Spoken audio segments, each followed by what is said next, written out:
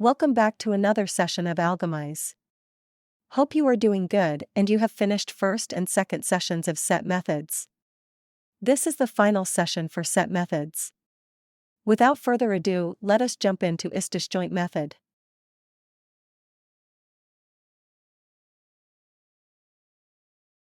The is-disjoint method returns true if none of the items are present in both sets, otherwise it returns false. Let us see an example. Here we have two sets, one is a fruit set and other one is a color set. Fruit set consists of apple, orange and banana. And our second set color set contains red, blue and black. Now find whether these sets are disjoint or not. For which declare a variable to store is disjoint value. Write down first set and mention is disjoint method and inside parentheses write down another set. Now printing out variable will give us a Boolean value which says these sets are disjoint or not. Here we are getting a true, which means these sets are disjoint, which means no items in set fruits is present in set colors. Now think of a situation where one or more items are present in both sets.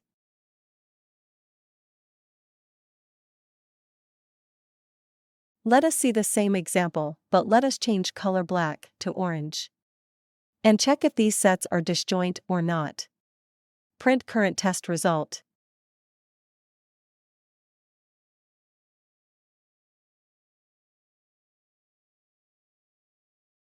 Now we are getting false, which means these sets are not disjoint.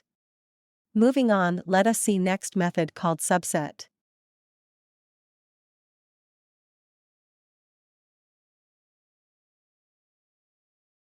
The is-subset method returns true if all items in the set exists in the specified set, otherwise it returns false. Here we have two sets called alpha1 and alpha2.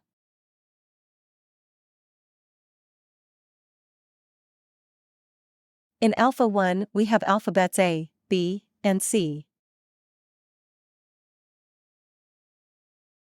In alpha2 we have alphabets A, C, E, B, and D. Now check whether set alpha1 is a subset of alpha2. For which declare a variable. Here let us declare subset. And write down alpha1 and mention is subset method and inside parentheses write down alpha2.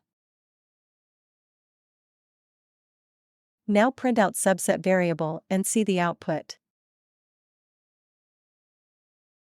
Here we are getting true, which means alpha1 is a subset of alpha2. Now let us change set alpha1 a bit. Here we can add letter G to alpha1 and try printing out subset variable and we are getting false. This is how we check if one set is a subset of another set or not. As a shortcut, instead of a subset method, you can use the less than or equal to operator. Now print out subset will give us false as alpha1 is not a subset of alpha2. So we can use less than or equal to operator instead of subset method. Now see the same by removing letter G from alpha1. Now printing out subset will give us true as every members of alpha1 is a member of alpha2. This is how less than or equal to operator used instead of is subset method. Moving on, let us learn is superset method.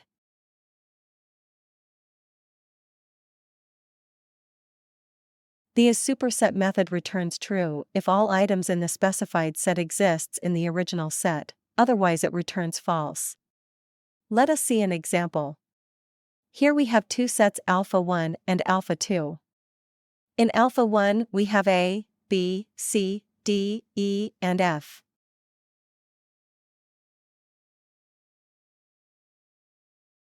In alpha2 we have B, D, and F. Now declare a variable to store is superset result. For which write down alpha1 and mention is superset method and inside parentheses write down alpha2. Now print out variable.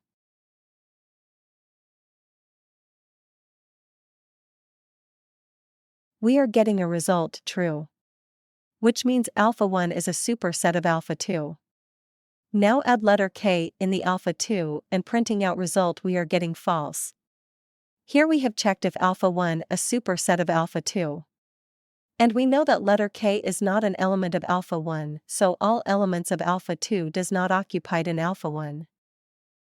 Now instead of is superset as a shortcut, we can use greater than or equal to operator. And see the output. Here we are getting true, as all alpha1 is a superset of alpha2. Now try the same by changing alpha2 a bit. Here, let us add letter G to alpha2. And print test. And it's give you false as letter G does not belongs to alpha1 and thus alpha1 is not a superset of alpha2. Moving on, let us learn another method called pop method.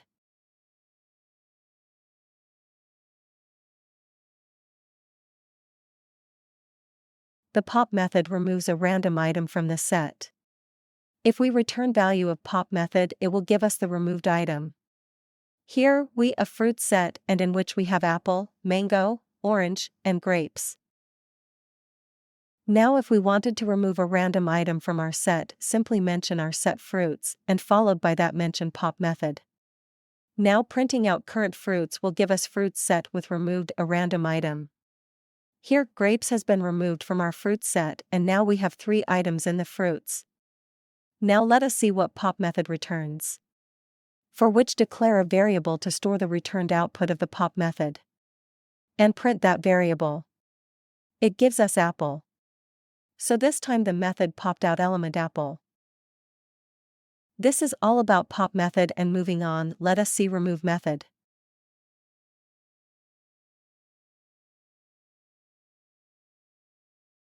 The remove method removes the specified element from the set, where pop method removes random element. Also pop method is different from the discard method. Because the remove method will raise an error if the specified item does not exist, and the discard method will not. Let us see an example. Here we have a fruit set and in which we have a few fruits, such as apple, mango, grape, banana, and tomato. Here note that I have accidentally added tomato to the fruit set, and if I need to remove word tomato from fruit set, I should specify name tomato. So we cannot use pop method here, instead we can use remove method. For which write down fruit set and mention remove method and inside parentheses write down word tomato. Now print out current fruit set. And here tomato has been removed from the fruit set. This is remove method. Next, we have symmetric difference method. Let us get into that.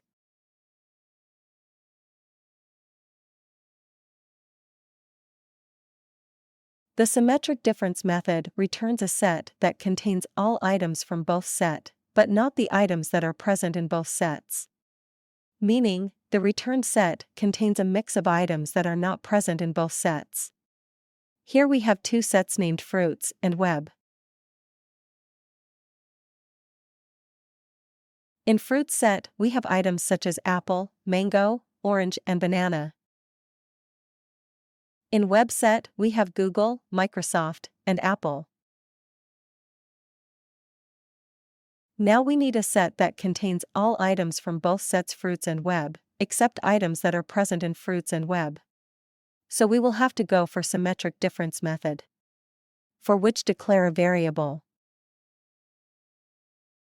Here we declare result and in which we store symmetric difference value.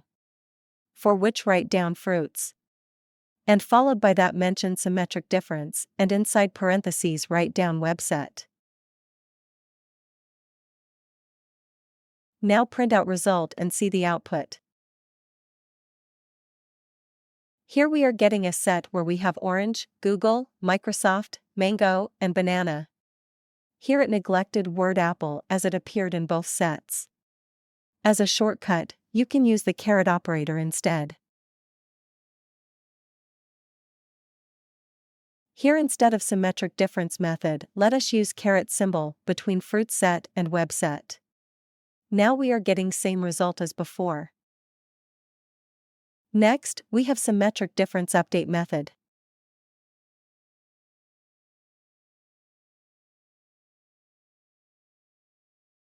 Let us take same sets fruits and web. We can work on these sets. Before moving to examples, let us see what is the symmetric difference update method. As we know, the symmetric difference update method updates the original set by removing items that are present in both sets, and inserting the other items. Here let us take the first set fruits to update. So write down fruits and followed by that mention symmetric difference update method and inside parentheses mention second set web. Now printing out current fruit set. It will give us a new set which contains all elements from fruits and web but neglected apple, which is commonly occurred in both sets. Now let us see how can we use a shortcut, which is caret and equal to symbol for symmetric difference update method. For which, instead of symmetric difference update method, use caret and equal to symbol. Here printing out fruits will give us same result as before. This is how symmetric difference update method works. Let us move on to another method, which is union.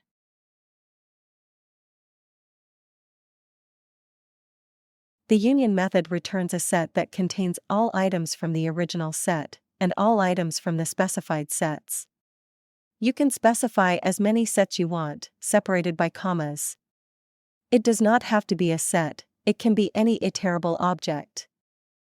If an item is present in more than one set, the result will contain only one appearance of this item. Here let us take two sets fruits and web. We can take as many sets as we need. First, we have our fruit set. Contains apple, banana, mango, and orange.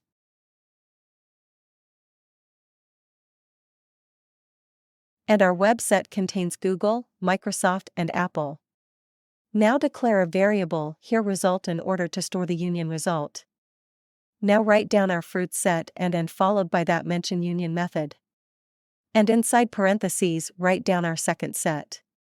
Now printing out result will give us the union output.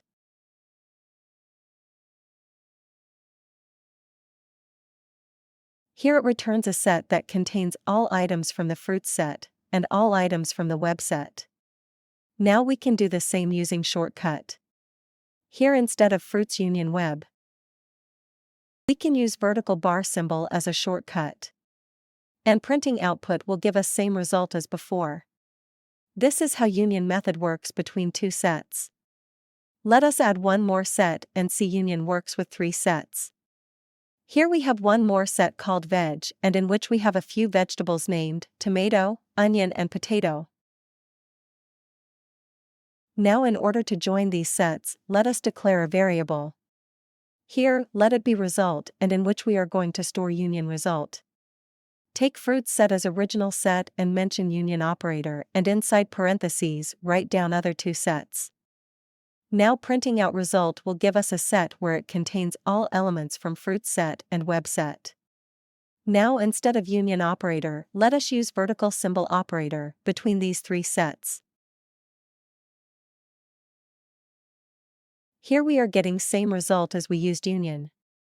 So we have a set that contains all items from both sets, duplicates are excluded. This is how vertical bar uses as union and works with more than two sets. Next, we have update method.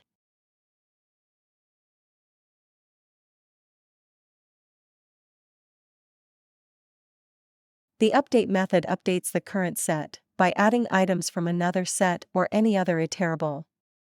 If an item is present in both sets, only one appearance of this item will be present in the updated set. Let us see an example. Here we have. In fruit set, we have apple, banana, kiwi, and orange. In web set, we have Google, Microsoft, and Apple. Let us insert items from web to fruits. For which write down fruits and mention update method and inside parentheses mention web set. Now print out our current fruit set. We are getting a new set where web items has inserted to fruits set. Here we are getting updated fruits set. This is update method. And as a shortcut, you can use the bitwise or assignment operator instead. And printing out current fruits set, we will get the same result. Now let us see how can we use update method between more than two sets. For which let us take one more set. Here I am taking a veg set and in which we have tomato, potato, and onion. Now write down fruits and followed by that mention update method and inside parentheses mention other two sets. Here web set and veg set. Now printing out current fruits set will give us the updated fruits set where web set and veg set has been inserted to fruits set. Now instead of update method, let us try using shortcut. Here in order to use shortcut first write down fruits set which is going to be updated so mention bitwise or assignment. And followed by that write down other two sets separated by vertical bar. Now printing out current fruits set will give us exactly same result as before. This is all about set update method. So we have finished all set methods that we plan to cover. Hope you have understood. If you enjoyed the session, please like, share and subscribe. See you within another exciting session. Thank you so much and happy programming.